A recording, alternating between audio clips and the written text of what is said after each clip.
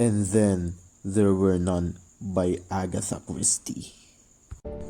Before we start, let us give some background about the author Agatha Christie. Agatha Christie was born on September 15, 1890 on Torquay, Devon, and was died on January 12, 1976. She was an English writer of crime and romantic novels. She is best remembered for her detective stories. She is considered as one of the best-selling writers of all time. So, this is the synopsis of the story. 8 people, all total strangers to each other, are invited to small, isolated Soldier Island. They settle in at mansion tended by 2 newly hired servants, Thomas and Ethel Rogers. But their hosts are absent. When the guests sit down to dinner, they notice the centerpiece, 10 figurines in a circle.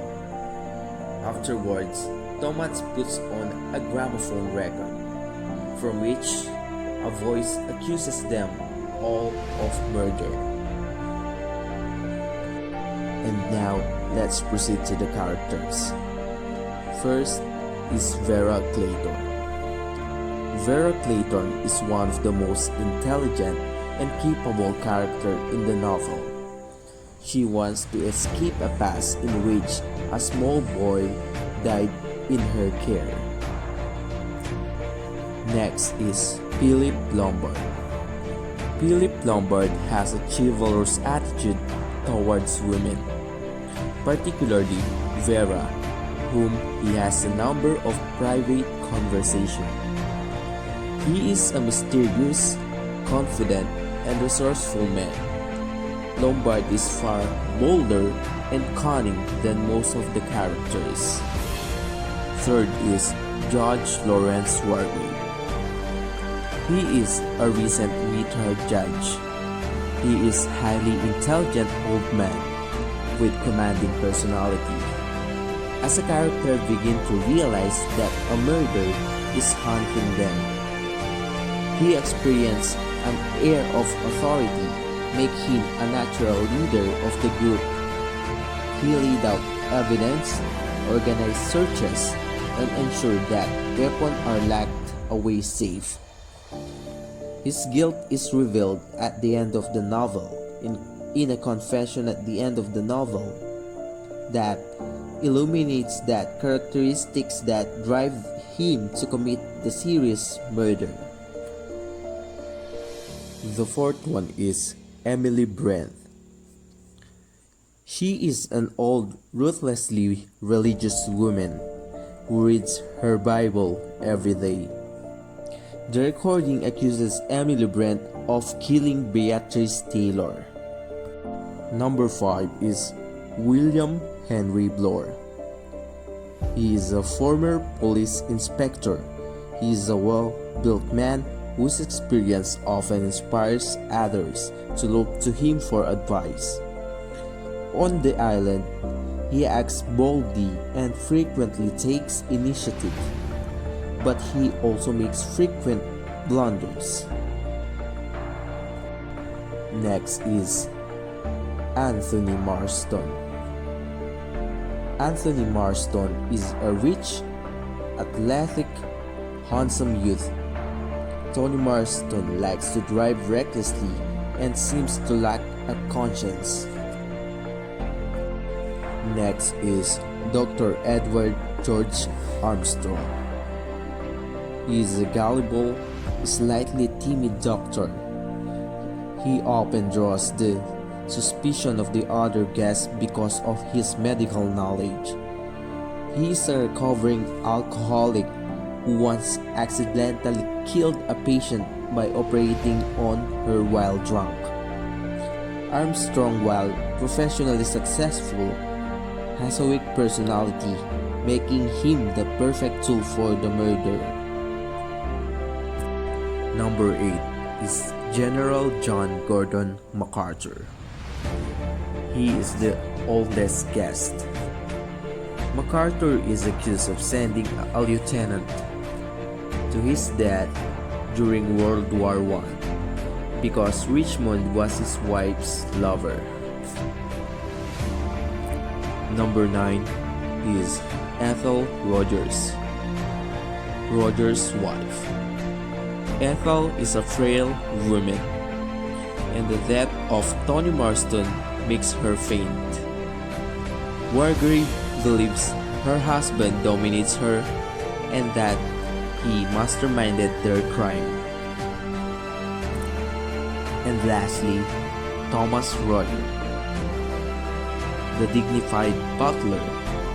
Rogers continues to be a proper servant even after his wife is found dead and the bodies begin piling up. And then there were none. Is set in 1939, taking place at a beautiful mansion on the deserted Soldier Island. This is the plot of the story, and then there were none. There are guests who were invited by Mr. Owen on Soldier's Island. The only other people on the island and states are the two married domestics who are already there. In addition to the name of the island, there are references to the nursery 10 Little Indians throughout the state, including a collection of 10 Indian statues on the dining table. All people at the States will quickly learn 3 things: that Mr. U.N. Owen is yet there, that none of them have ever met Mr. U.N. Owen, and that Owen accuses all 10 of being responsible for the death of innocent person and thus pay for their crimes. The accusations are on the surface surprising, as the guests include highly respected people such as judge, a doctor, and a former general. The 10 are stuck on the island for at least 3 days, as there is no means of communication otherwise on or off the island. The guests, one by one, are found dead, each time with one of statues on the dining table missing. Initially, those still alive U.N. Owen, which they realize is a play on the world unknown, is hiding somewhere on the island, committing murders.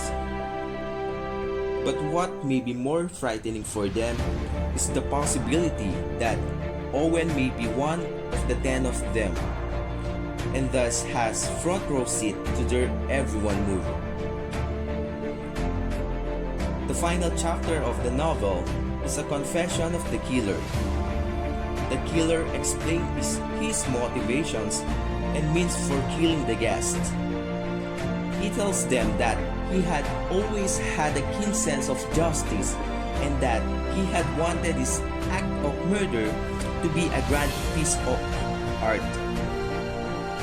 He had killed the guests in order of their guilt. It was with great pleasure that the killer watched us, the guests, descended into humanity. The killer then set up a method to kill himself with a gunshot to the head. That's the end of the video. Thank you for listening.